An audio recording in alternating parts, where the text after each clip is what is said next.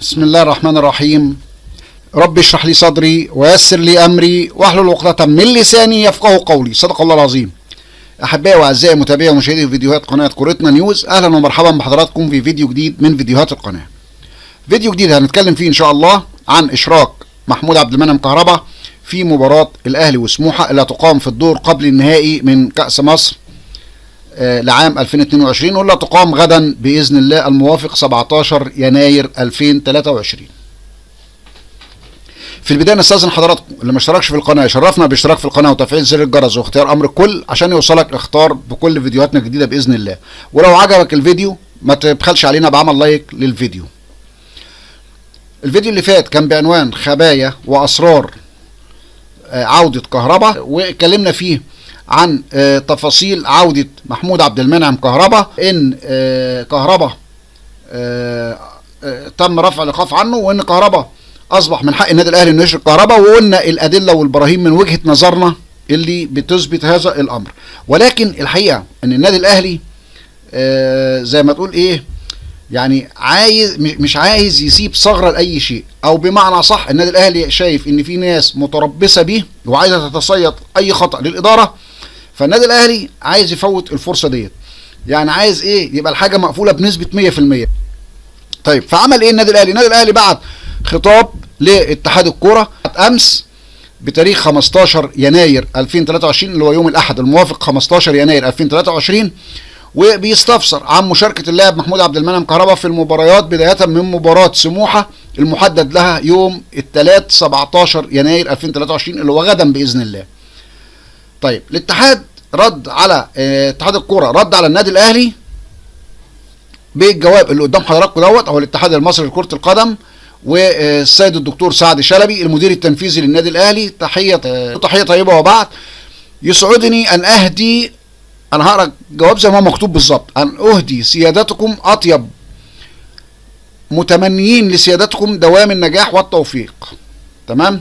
طيب إيماء للخطاب الوارد إلينا من ناديكم الموقر يعني تاريخ 15/1/2023 بشأن الاستفسار عن مشاركة اللاعب محمود عبد المنعم كهربا في المباريات بداية من مباراة سموحة المحدد لها 17 يناير 2023، نود أن نحيط سيادتكم علما أن الإيقاف الموقع على اللاعب بدءا من 11 يوليو 11/7/2022 لمدة 6 أشهر كحد أقصى، بناء على الخطاب الوارد إليكم واختارنا به، وكذلك الخطاب الوارد من الفيفا في 26/12/2022 بشأن هذا الموضوع بانتهاء مدة الإيقاف، وفي حالة عدم السداد يتم تحويل الملف إلى لجنة الانضباط بناء على طلب المدعي في المواعيد المحددة، وبناء على ما وصلنا من الفيفا وبعد تقديم المدعي طلبا للجنة الانضباط بالفيفا في 12 يناير 2023، فإن اللاعب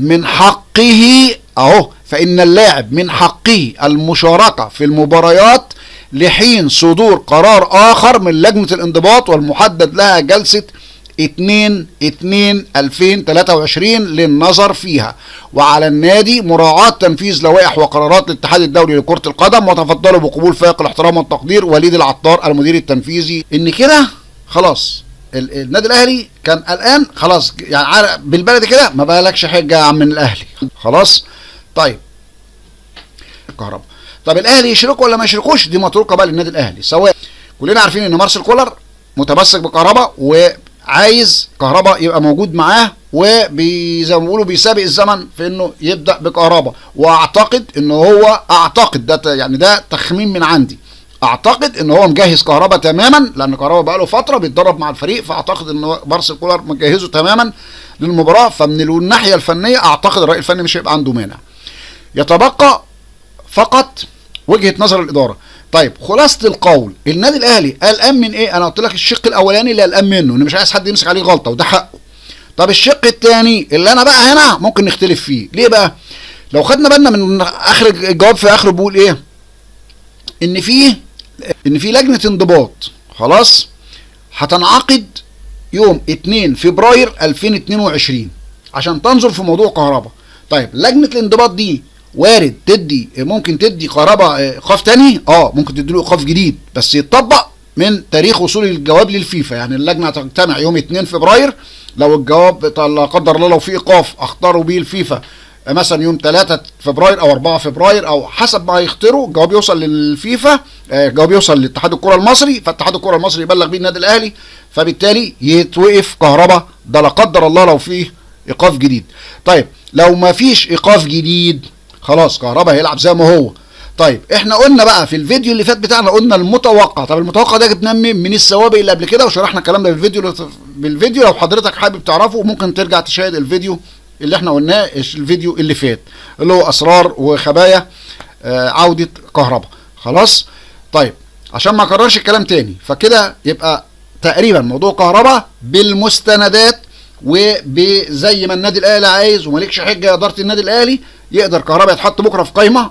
يقدر الاهلي لو حب يحط كهربا بكره في قايمه ويشركه رسميا ال 90 دقيقه ما فيش اي مشكله، ما فيش ما يمنع قانونا، الا اذا كانت بقى اداره النادي الاهلي ليها وجهه نظر اخر. طب ايه وجهه النظر الاخرى؟